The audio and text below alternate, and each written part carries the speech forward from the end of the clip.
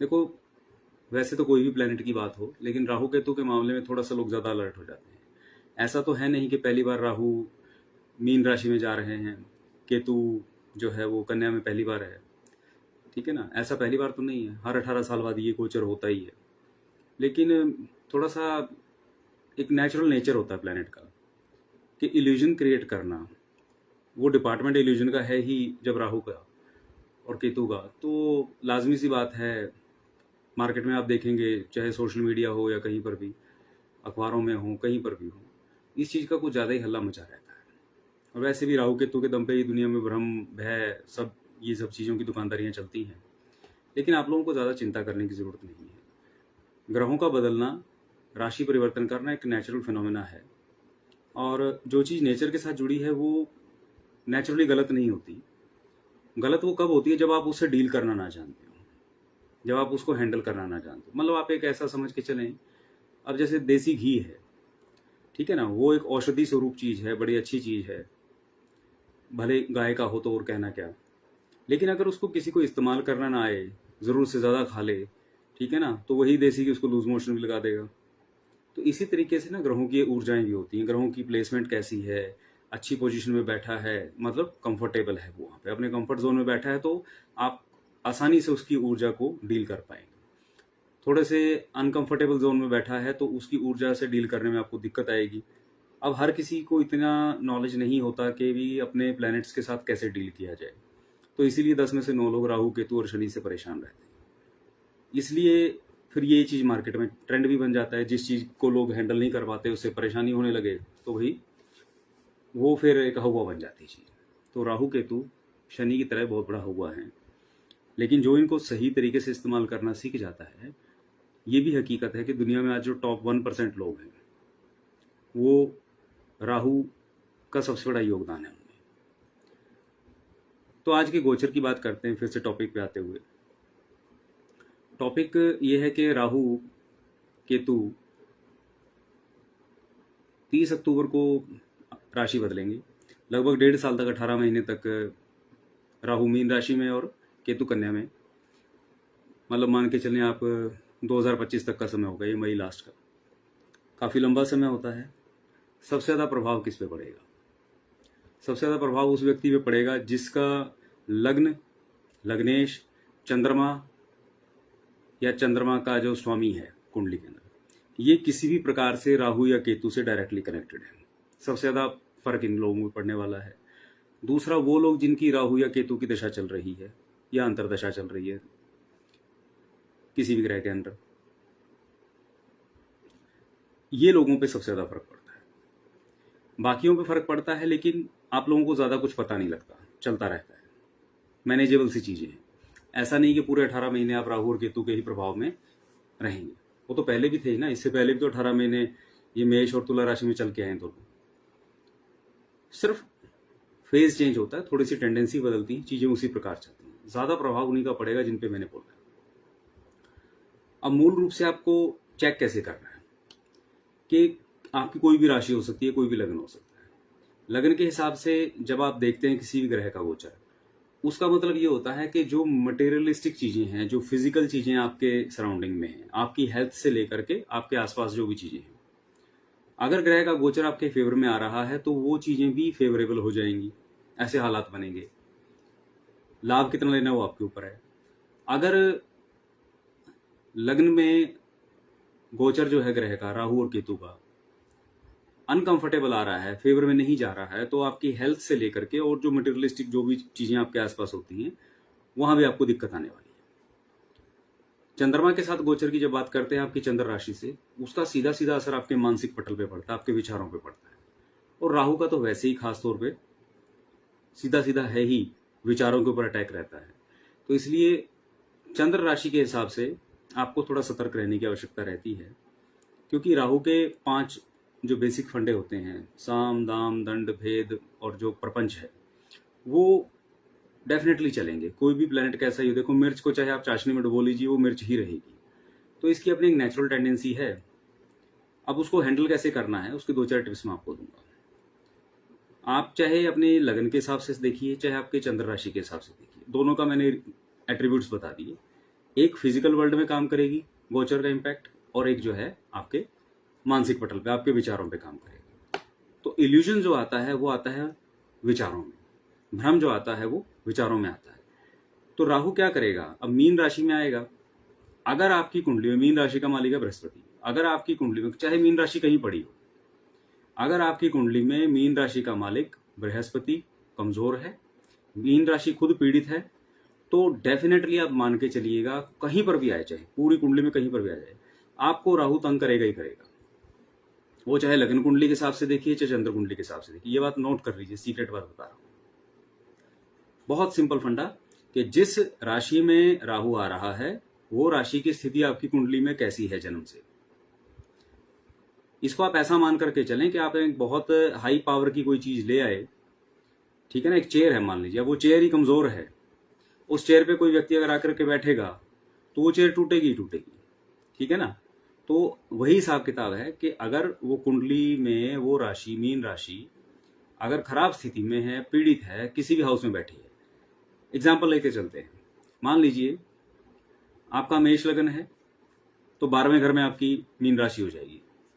वहां पर अगर स्थिति खराब है, यानी कुंडली में बृहस्पति कमजोर है, मीन राशि भी पीड़ित है, भाई दोनों तरीके से होगी, क्योंकि इसका मालिक भी पीड़ित हो गया और वो राशि भी खराब क्रूर ग्रहों से पीड़ित हो गई जन्म कुंडली के अंदर। तो राहु ने वहां आकर के, आप पहली चीज मान के चलिए, आपको सबसे पहले नेगेटिव चीजों में ही उलझाना है।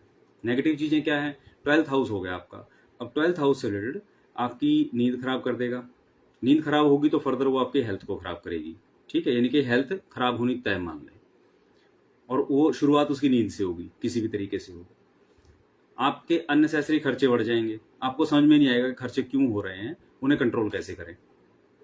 ये स्थिति तब बनेगी जब आपकी कुंडली में मीन राशि जन्म से ही खराब स्थिति में है और बृहस्पति भी इसको कोई हेल्प नहीं कर पा रहा। अब दूसरी तरफ अगर मीन राशि कुंडली में मजबूत है, बृहस्पति भी मजबूत बैठा है, तो यही राहु इस राशि में आकर के आपको अपॉर्चुनिटी देगा। क्या, आपको दूर, जहां भी आप रहते हैं वहां से दूर दराज के जगहों से, चाहे विदेश के मामले हों, चाहे सुदूर प्रदेश के मामले हों, डिस्टेंट जो प्लेसेस हैं वहां से अच्छे ताल्लुकात बनाने का मौका देगा। अगर आपका बिजनेस है कोई एक्सपोर्ट इंपोर्ट से रिलेटेड, तो उसमें आपको और अपॉर्चुनिटीज देगा।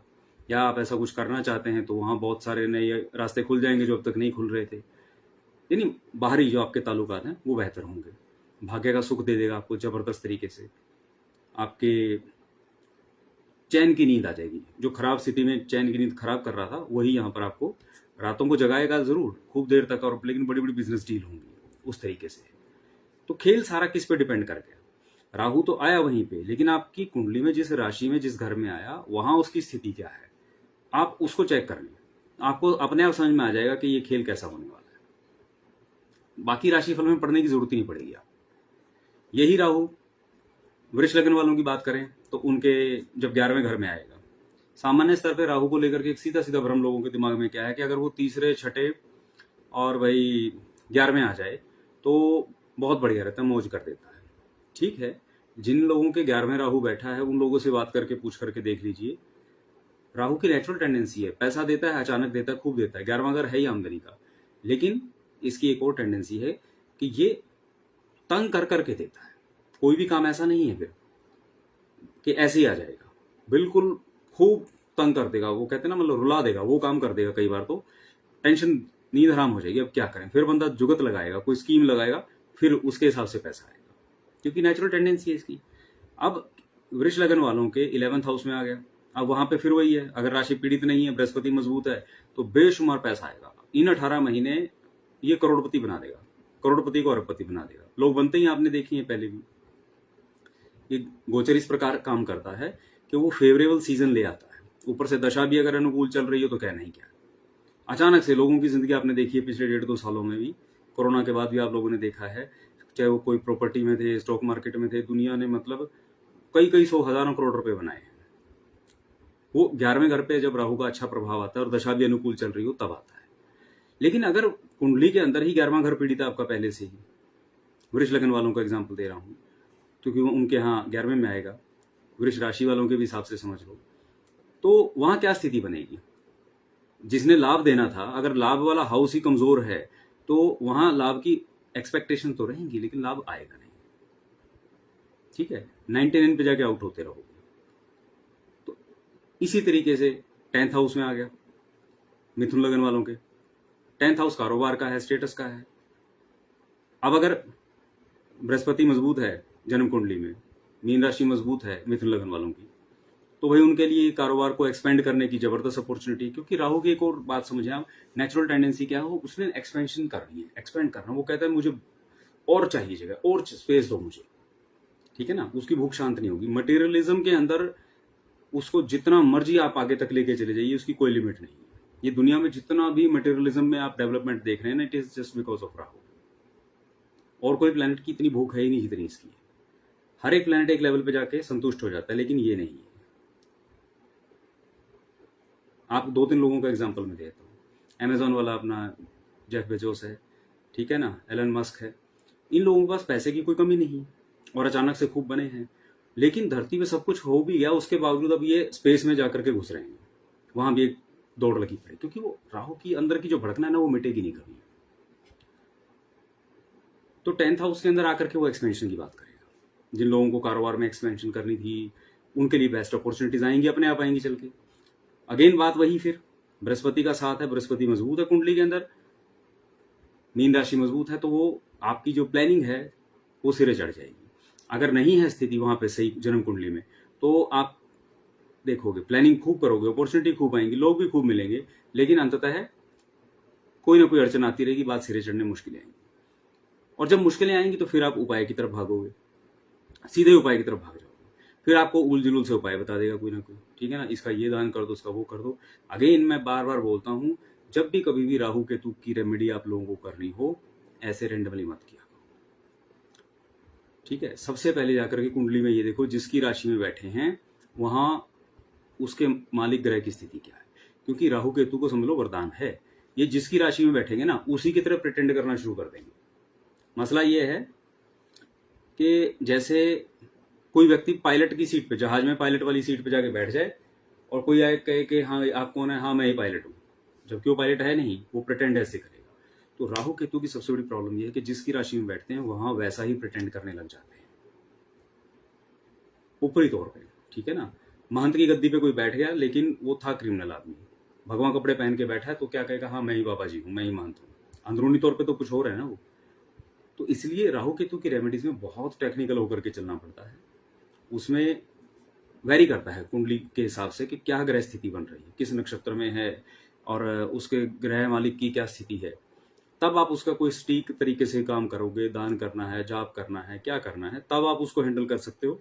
अदरवाइज मैक्सिमम लोग जो मैंने आज की डेट में देखे, आप खुद भी मार्केट में निकल के देख लेना, ये जितने लोग भटके हुए फिर रहे हैं, जितने लोग ये झाड़ फूंक करने वालों के यहाँ पर लाइनें लगा कर खड़े हैं, अच्छे अच्छे पढ़े लिखे लोग भी, आप ऐसे रिसर्च के तौर पे उठा के देख लो, कुंडली खोल के देख लेना, चाहे गोचर में हो, चाहे दशांतर दशा के हिसाब से हो, वो लोगों का लग्नेश और चंद्रेश, ठीक है ना, लग्नेश, चंद्रेश, लग्न और चंद्रमा, ये चारों में से कुछ ना कुछ मैक्सिमम लोगों का राहु केतु से पीड़ित मिलेगा ही मिलेगा, ठीक है ना। क्योंकि उसने इल्यूजन क्रिएट करना है, भ्रम पैदा करना है और उनको घुमा के रखेगा, और वो उल जुलूल उपायों में जब पड़ेंगे राहु केतु के, वो ले जाएगा उनको खींच के, जितने भी लगे पड़े हैं। और उनको जब तक होश आता है 2, 4, 5, 7 साल बाद, तब तक समय हाथ से निकल चुका होता है।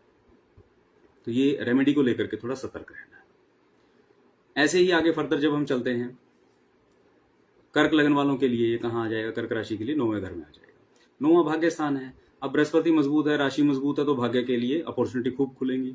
आप धार्मिक, आपकी विचारधाराएं अच्छी जुड़ेंगी, धार्मिक जितने भी, और कोई ऐसे कोई गुरु को ढूंढ लोगे, गुरु मिल जाएंगे, अपॉर्चुनिटीज ऐसी होंगी, धार्मिक यात्राएं बहुत करोगे, ठीक है ना। किसी को अवसर मिल जाता है बड़ी अच्छी अच्छी जगहों पे जाने का, क्यूरियोसिटी बहुत जागती है, ठीक है ना, क्योंकि राहु का काम ही क्यूरियोसिटी जगाना है। वो ले जाएगा आपको, खूब दूर दूर की यात्राएं कराएगा, धर्म से रिलेटेड, ठीक है ना, धार्मिक ज्ञान से रिलेटेड। किसी को हायर एजुकेशन में कुछ करने की इच्छा जागेगी, रिसर्च वगैरह में, तो वहाँ भी ले जाएगा। डिग्री विग्री रुकी हुई थी तो वो करवा देगा पूरी, यानी भाग्य साथ देगा अल्टीमेटली। अगर कुंडली में बृहस्पति और मीन राशि मजबूत है तो कर्क लगन, कर्क राशि वालों के लिए। लेकिन अगर वहीं गड़बड़ में है तो उनके लिए क्या होगा भाई, अगेन फिर वही, अब भाग्य स्थान है तो भाग्य धोखा देगा, धार्मिक यात्राओं में ही नुकसान होगा, ठीक है। तो इस तरीके से मैं दोनों जो चीजें समझा रहा हूं, उस तरीके अपनी कुंडली के हिसाब से आप बहुत इजीली ये चीज चेक कर सकते हैं। खुद ना समझ में आए तो किसी भी कंसल्टेंट से, एस्ट्रोलॉजर से, किसी से भी अगर आप डिस्कस करोगे तो इतना तो बेसिक बात आपको कोई भी समझा देगा। ठीक है। हाँ, रेमेडीज के मामले में ज़रूर ये रहेगा कि प्रॉपर सलाह दे करके ही काम करें। ठीक है, खाली जानने के लिए कोई मगजमारी की आवश्यकता नहीं। फर्दर आप चलेंगे, सिंह वालों के लिए अष्टम में आ जाएगा अभी। सिंह लगन है, राशि आपका कुछ है। 8th हाउस बहुत ज़्यादा ही एक मिस्टीरियस हाउस है कुंडली का, चाहे आप चंद्र राशि के हिसाब से कहें, चाहे आप लगन कुंडली के हिसाब से कहें। तो मिस्ट्रीज का मतलब ये होता है कि जहाँ सब कुछ छुपा हुआ है, और राहु तो खुद एक मिस्टीरियस प्लेनेट है। अब यहाँ पर खेल ऐसा हो जाता है, अगेन अगर कुंडली में सिंह लगन, सिंह राशि वालों के 8th हाउस यानी बृहस्पति मजबूत है और मीन राशि पर कोई खराब प्रभाव नहीं है, तो ऐसे लोगों को अचानक से, क्योंकि अचानक घटनाओं का भी है, अचानक से इन 18 महीने में बहुत लाभ हो सकता है। मतलब बहुत लाभ का मतलब ये है, बिना कमाया हुआ धन अचानक से आ सकता है। लॉटरी वॉटरी लग सकती है आराम से, कोई प्रॉपर्टी ऐसे ही रैंडमली आंख बंद करके पैसा लगा दिया, कोई स्टॉक मार्केट में लगा दिया, मतलब अचानक से बहुत पैसा बन जाएगा। जिसमें अचानक माने होता है ना, जिसमें आपको रेगुलरली कुछ नहीं करना, बस एक बार किया और वो फ्री हो गया, अचानक से रिजल्ट पता लगा कि हाँ भी हो गया। कोई एग्जाम दे दिया, आप स्टूडेंट हैं, कोई एग्जाम दे दिया तो अचानक से देखा कि एग्जाम क्लियर हो गया, कॉम्पिटिटिव एग्जाम की बात। तो फेवरेबल कंडीशन ऐसी जगहों से निकल के आ जाएगी जहां से कोई बंदा उम्मीद नहीं कर सकता, ऐसे ऐसे फायदे दे देगा आपको। वहीं अगर कुंडली में बृहस्पति ठीक नहीं है, 8th हाउस पे सिंह लगन, सिंह राशि वालों के लिए मीन राशि की स्थिति थोड़ी खराब है, तो फिर जीवन में संकट भी देगा। ये 18 महीने सतर्क रहने की जरूरत है। अचानक घटनाएं, दुर्घटनाएं इस तरीके की रहेंगी कि समझ में नहीं आएगा यार हो क्या रहा है। ठीक है ना, मतलब जो चीजें समझ में ही ना है ना, चाहे वो सीधा पासा पड़े या उल्टा पड़े, वो 8th हाउस से समझो कि कैसे हो गया यार, बस हो गया। तो इसलिए यहां थोड़ा सा हैंडल विद केयर वाली चीज ज्यादा आएगी। उसके बाद कन्या वालों के लिए सप्तम में आ जाएगा। कन्या में सप्तम में जब आता है 7th हाउस, आपको पता ही है, आपकी पार्टनरशिप, आपका जो डेली इनकम का हाउस हो गया, आप पति पत्नी हैं तो उनका हो गया। तो इस तरीके से है, अगर बृहस्पति मजबूत है वहां आकर के इसने थोड़ा सा, कुंडली में पहले ही कोई खराब ग्रह का प्रभाव नहीं है, तो थोड़ा ट्रिकी तो रहेगा मामला, पति और पत्नी के बीच में थोड़ा ट्रिकी रहेगा। और ये समय को थोड़ा सा तरीके से चलाने के लिए जो नेचुरल टेंडेंसी है, साम दाम दंड भेद, वो थोड़े लगाने पड़ेंगे आप लोगों को। तो आपके चाहे बिजनेस पार्टनर्स हों, चाहे लाइफ पार्टनर हों, तो उनके साथ आप तभी ये 18 महीने सुख शांति से निकाल पाओगे। अगर आप, और ये साम दाम दंड भेद तब लगा पाओगे ये चीजें अगर आपकी कुंडली में बृहस्पति और 7th हाउस जो है वो मजबूत है। ठीक है, यदि वो खराब है पहली स्थिति में तो साम दाम दंड भेद आप नहीं लगा पाएंगे, उल्टा मामला उलझेगा। तो ऐसे लोग जिनके कन्या लगन वाले, अगर बृहस्पति ठीक नहीं है, 7th हाउस भी ठीक नहीं है, वो ये 1.5 साल शांति से निकालें, वरना मैरिड लाइफ डिस्टर्ब होना लगभग तय है। ठीक है, और बिजनेस अगर पार्टनरशिप में चल रहा है तो वहां भी मिसअंडरस्टैंडिंग होना लगभग तय मान के चलिए। ठीक है, तो पार्टनरशिप में काम करने वालों के लिए और जो विवाहित लोग हैं, कन्या लगन या कन्या राशि वाले, वो थोड़ा सा हैंडल विद केयर चलें। और उसके फर्दर आगे चलते हैं हम, तुला वालों के लिए छठे में आ जाएगा। अब छठे का राहु का नाम सुनते सब लोगों के मतलब मन खिल जाते हैं ज्योतिष विद्या में ना, कहते हैं छठे का राहु, तीसरा, छठा और 11वां बहुत मस्त है। भैया मस्त उसके लिए है जिसकी राशि का स्वामी ठीक है। राशि का स्वामी ठीक कैसे? अभी अपनी राशि को देख रहा है, इसमें कोई ठीक ग्रह बैठा है तो राशि मजबूत है, तो वहां छठे में आकर के बढ़िया करेगा। नेचुरली क्या करेगा? छठा आपका कंपटीशन का है, आपके शत्रुओं का है, ऋण का है। तो यहाँ आप जब युक्ति लगाएंगे, राहु क्या है ना, गुप्त युक्ति का है, कूटनीति का है। आप कूटनीति से अपने शत्रुओं को, की जो शत्रुता है उसे खत्म करोगे। शत्रु खत्म करने का अर्थ ये नहीं होता कि शत्रु को ही मार डाला, वो पहले जमाने अलग थे और वो काम में जाना भी नहीं चाहिए। शत्रु खत्म करने का अर्थ है शत्रुता खत्म कर दी। अब शत्रुता खत्म करने का मतलब ये भी हो सकता है कि आपने अपने शत्रु को मित्र बना लिया, नहीं तो उसको न्यूट्रल करके छोड़ दिया कि अब कोई कंफ्लिक्ट का पॉइंट ही नहीं रहा।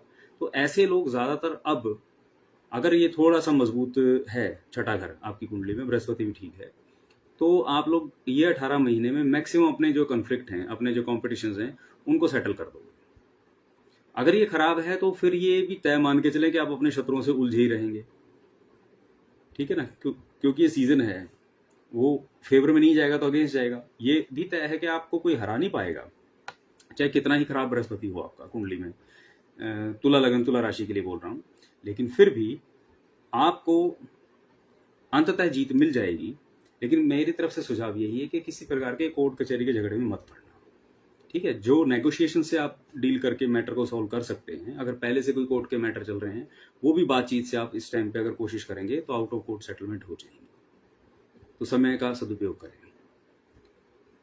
उसके बाद मतलब आप राजा रहेंगे, अपना कॉन्फिडेंस आपका पूरे टॉप पे रहेगा, लेकिन ब्लाइंड गेम कोई ना खेलें इस टाइम में। इसके बाद आगे चलते हैं वृश्चिक लगन वालों के लिए, राशि वालों के लिए पंचम में आएगा भाई। पंचम स्थान पूर्व जन्म के पुण्य कर्म होते हैं, संतान का भाव है, बुद्धि का है। तो अब आप अगेन वही है, बृहस्पति कुंडली में अच्छा है, पंचम स्थान मजबूत रहा है, कोई खराबी नहीं है, तो यहाँ पर पूर्व जन्म के पुण्य उदय हो जाएंगे, खूब सारे अवसर मिलेंगे। जो आपके सीनियर लोग हैं, नियर डियर लोग हैं, जो आपको चाहने वाले लोग हैं, खास तौर पर शुभ चिंतक लोग हैं, उनका बहुत सहयोग मिलने वाला है। और बुद्धि भी खूब काम करेगी। स्पेकुलेशन जबरदस्त काम करेगी। स्पेकुलेशन कहाँ काम करती है? स्टॉक मार्केट में, प्रॉपर्टी में, जहाँ यानी इंसान ना अंदाजा लगाता है, ठीक है, तुक्का लगाने की बात हम कह के चलते हैं, तो आपके तुक्के सीधे लगेंगे जा करके। तो ये समय अच्छा है। तो अगर ऐसी स्थिति फेवर में है तो ये 18 महीने आप जहाँ जहाँ स्पेकुलेशन से धन कमाया जा सकता है, प्रॉपर्टी है, स्टॉक मार्केट है, वहाँ खूब पैसा कमाइए, खूब एक्सपेंशन कीजिए। कोई डिग्री विग्री पढ़ाई करनी है, कोई नया स्किल सीखना है तो उधर अपना ध्यान लगाइए। क्योंकि वैसे तो ये सभी के लिए बोल रहा हूँ मैं, क्योंकि राहु और केतु दोनों ही ज्ञान के जो कारक नेचुरल प्लैनेट हैं उनकी राशियों में रहेंगे 18 महीने। क्योंकि बृहस्पति भी ज्ञान के कारक हैं, बुध भी बुद्धि का ज्ञान का कारक है। तो राहु का बृहस्पति के घर में आना, केतु का बुध के घर में आना, ये एक अपॉर्चुनिटी है सभी के लिए कि इनकी ऊर्जा को सदुपयोग करना है तो इनको अच्छे काम में लगा के रखें। ये ऐसे दो उत्पाती बालक हैं, समझ लीजिए, इनको किसी अच्छे कोर्स में लगा दिया, कोई नया स्किल डेवलप करना शुरू कर दिए, कोई भी आपने अपने आप को अपग्रेड करना है अपनी फील्ड के अंदर, तो उससे संबंधित कोई ना कोई कोर्स कर लिया, कोई स्किल डेवलप कर लिया, नया टैलेंट अपना जो है बढ़ावा दे दिया अपने आप को, तो उससे आपको ना आधी तो रेमेडीज ऐसे ही नहीं करनी पड़ेगी, आपका काम ऐसे ही चल जाएगा। कोई लगन कोई राशि हो आपकी, ठीक है ना। ये यूनिवर्सल एक टिप में दे रहा हूँ। तो अगर वहीं वही वृश्चिक वालों के अगर 5th हाउस खराब है, कुंडली में पहले से ही बृहस्पति भी ठीक नहीं है फेवर में, तो देन फिर बच्चों को लेकर के चिंता रहेगी, ठीक है ना। बच्चों को लेकर के टेंशन बनी रहेगी। आपके जो नियर डियर लोग हैं, जो आपको चाहने वाले लोग हैं, उनसे मनमुटाव रहेगा। तो बुद्धि का मति भ्रम जिसको कहते हैं, उसकी संभावना ज़्यादा रहेगी। तो इसलिए अगर कुंडली में पहले से ऐसी स्थिति कोई है तो बड़े निर्णय कोशिश करना ये 18 महीने कोई ना लेना, और खुद तो लेना ही, ठीक है ना। घर का जो कोई समझदार कोई व्यक्ति हो उसको कह दें, वो अपने हिसाब से देख लेते हैं। मतलब किसी चीज़ में अपना दिमाग ज़्यादा मत चलाना अगर कुंडली में बृहस्पति और पंचम स्थान खराब है तो, ठीक है। और बच्चों की टेंशन होगी तो होगी भाई, लेकिन टेंशन करने से कुछ होगा नहीं, सोल्यूशन रास्ते निकालने पड़ेंगे, लेकिन वो तनाव आपको नुकसान करेगा, वो इंडिकेशन इस चीज़। फर्दर आगे हम चलते हैं धनु वालों के लिए, धनु लगन धनु राशि के लिए। तो उनके चौथे घर में आ जाएगा। चौथे घर में जब आएगा तो चौथा घर क्या है? आपकी पीस ऑफ माइंड है, घर का दिल का सुकून है, घर है आपका, आपके विचार हैं। अब बृहस्पति सही है क्योंकि यहाँ लग्नेश भी हो गया, तो बृहस्पति ठीक है और ये भी सही है। तो ये टाइम ऐसा रहेगा कि आप ना खुद को एक्सपेंड करोगे। खुद को एक्सपेंड करना माने क्या होता है कि भी आप ऐसी चीज़ें एक्वायर करोगे जो आपके स्टेटस को बढ़ावा देंगी और उससे आपको दिली तौर पे सुकून मिलेगा। मसलन आप बड़ा घर खरीदोगे, बड़ा प्लॉट, बड़ा घर, बड़े फार्म हाउस ऐसे बनाने की आपकी इच्छा अगर पहले से थी तो अब पूरी हो जाएगी, ठीक है ना। नहीं भी थी तो अचानक ऐसे सिस्टम बनेंगे। बड़ी गाड़ी लेना, अपने आप को अपग्रेड करोगे, ठीक है।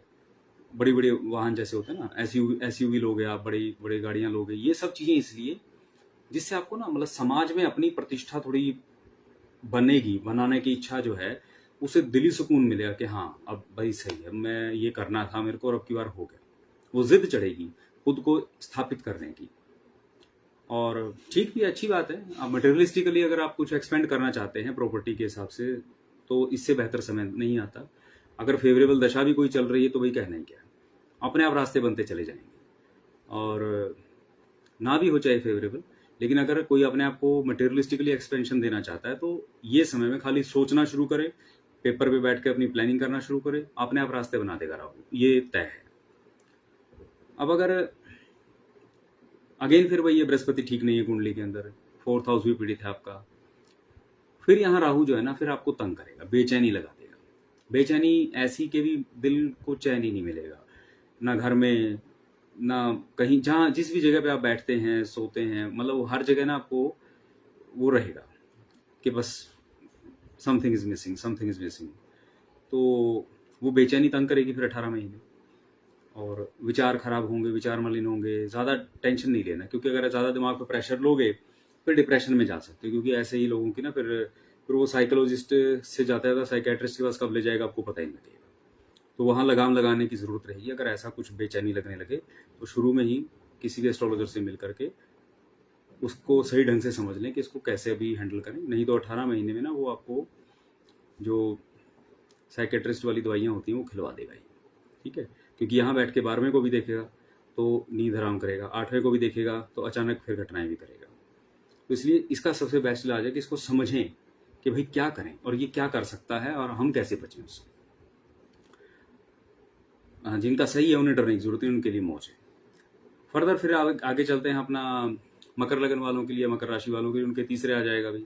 तीसरा आपका कम्युनिकेशन, आपका पराक्रम है। तीसरे घर वैसे ही मैंने बोला 3, 6, 11 राहु के लिए प्लेसमेंट बेस्ट होती है। तो वहाँ पर राहु ने आपको अगेन जैसे छठे घर में राजा बना दिया, वैसे यहाँ पर भी है कि आप बस पूरा कॉन्फिडेंस लेके तलवार हाथ में घोड़े पे चल रहे हैं भाई, ठीक है ना। तो आपके हिसाब से सारी दुनिया है, आपने को डरने की कोई ज़रूरत ही नहीं है, वो वाली चीज़ रहेगी आपकी। 1 मैन आर्मी। बृहस्पति ठीक है, तीसरा घर मजबूत है, पीड़ित नहीं है।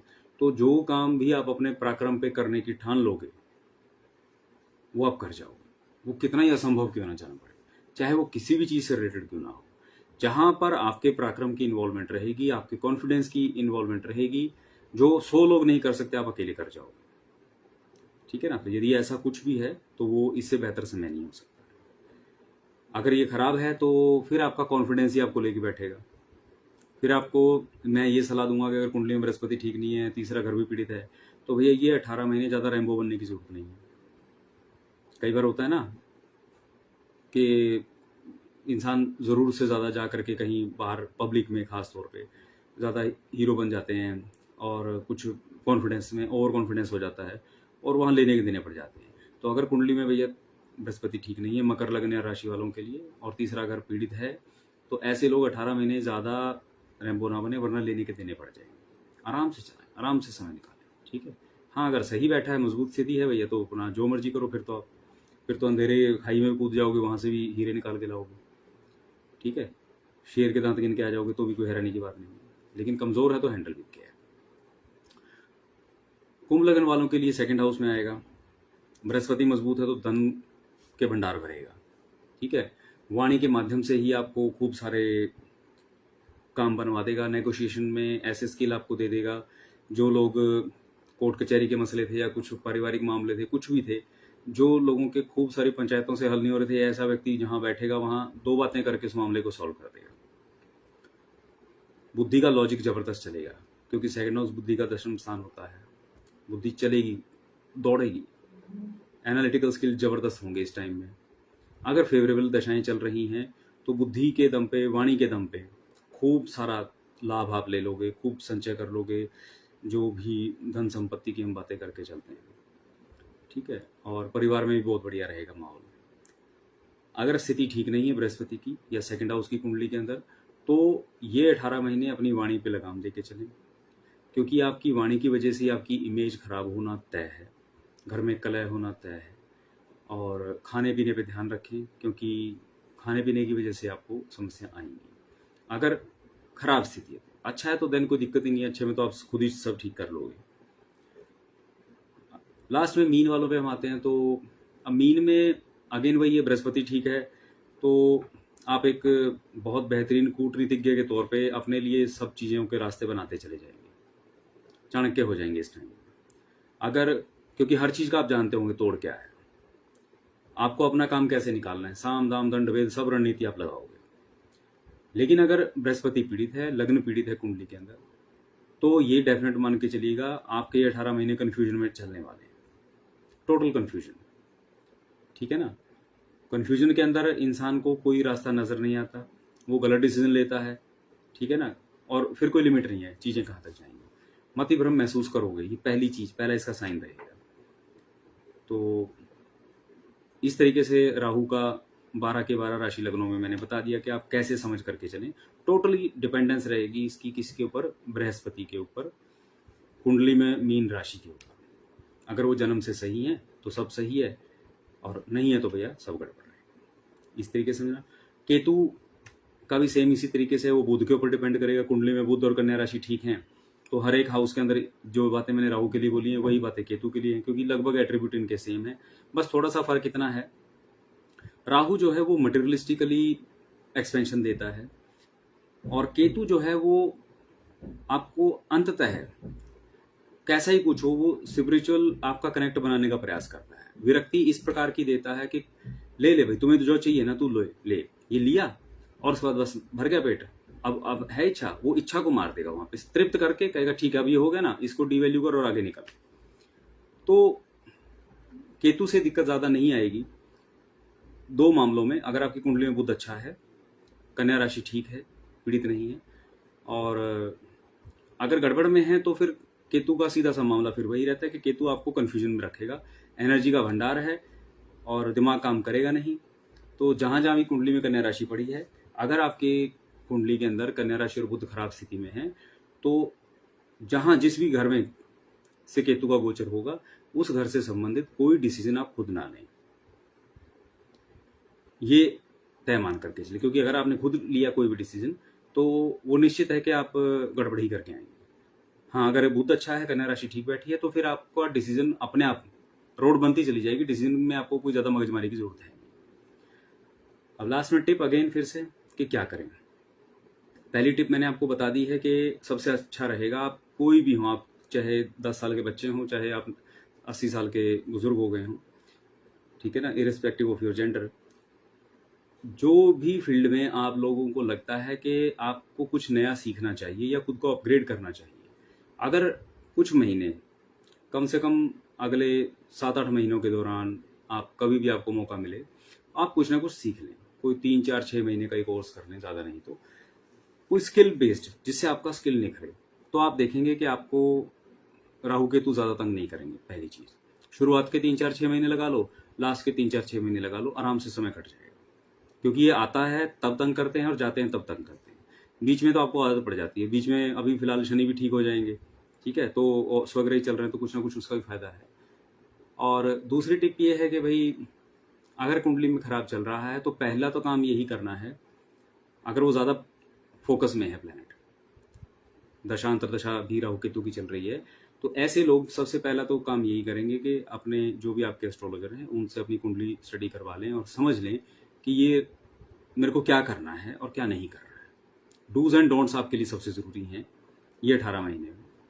और यूनिवर्सल रेमेडी के तौर पे अगर मैं कुछ और बताना चाहूँ, जैसे सबको रहती है कुछ ना कुछ इच्छा, तो बृहस्पति की राशि में क्योंकि राहु ने आना है तो बृहस्पति ज्ञान के हैं, और मीन राशि वैसे ही मेडिटेशन की है, मोक्ष की सबसे लास्ट राशि होती है। तो किसी भी प्रकार की साधनाओं से, मेडिटेशन से यदि आप लोग जुड़ते हैं किसी भी तरीके से रूटीन में, तो डेफिनेटली आप लोगों को फायदा होना ही होना है। कुंडली में अगर अच्छी स्थिति वाला मोड है तो वो भी 100 गुना बढ़ जाएगा फायदा, अगर खराब स्थिति वाला है तो भी उसके प्रभाव 100 गुना कम हो जाएंगे, आप ऐसा मानिए। तो हर एक व्यक्ति को किसी भी तरीके से साधनाओं में, मेडिटेशन में अगर अपनी कंसिस्टेंसी बना लेते हैं आप, तो डेफिनेटली आपको फायदा होने वाला है। और सही गुरु किसी के पास अगर मिल गए हैं मार्गदर्शक, तो भाई कहना है क्या, मौज हो जाएगी। क्यों? क्योंकि बृहस्पति गुरु हैं, नेचुरली गुरु आप समझ के चलिए, तो गुरु का योगदान बहुत ज्यादा रहेगा। केतु के लिए आप एक यूनिवर्सल रेमेडीज में ये है कि मेडिटेशन तो काम करेगी यहाँ भी, ठीक है, और इसके अलावा अगर संभव हो सकता है तो आप लोग कोई भी ऐसी दिमागी गेम चाहे हफ्ते में एक बार खेलें, जैसे चेस होगी, मैं चेस की बात कर रहा हूँ, जहां दिमागी दाव पेच लगते हैं, ठीक है ना, मतलब मोबाइल के अंदर नहीं कर रहा मैं, ऑडियो विजुअल वाली वो चीजें ना करें, वो ज्यादा कंफ्यूज करेंगे आपको। आप अगर हफ्ते में एक बार चेस खेलते रहेंगे तो भी केतु तकरीबन सेट रहेगा। तो ये दो साधारण से मैंने उपाय बता दिए काम करिएगा, आपको डेफिनेटली फ़ायदा मिलेगा। बाकी रेमेडीज़ आप कुंडली के हिसाब से करना, वैसे पंगे मत लेना। और सामान्य तौर पर जो होता है, अपना पक्षियों को दाना डाल दिया, जो स्ट्रे डॉग्स हैं, आवारा कुत्ते हैं, उनको रोटी वगैरह दे दी, गाय को रोटी दे दी, ये जनरल चीज़ें हैं। इससे सभी ग्रह, किसी भी जीव की सेवा करोगे तो आपको पुण्य ही मिलेगा। और जो पुण्य कर्म होते हैं बेसिकली वो आपके खराब कर्मों को काटते हैं, न्यूट्रलाइज करते हैं। दुआएं जो होती हैं वो आपकी प्रोटेक्शन करती हैं। तो वो जनरल चीज़ें हैं, वो चाहे राहु केतु बदले ना बदले, वो हमेशा ही कहता हूँ करना चाहिए आपको। ठीक है, तो ये कुछ बातें थी जो आप लोगों से साझा करनी थी।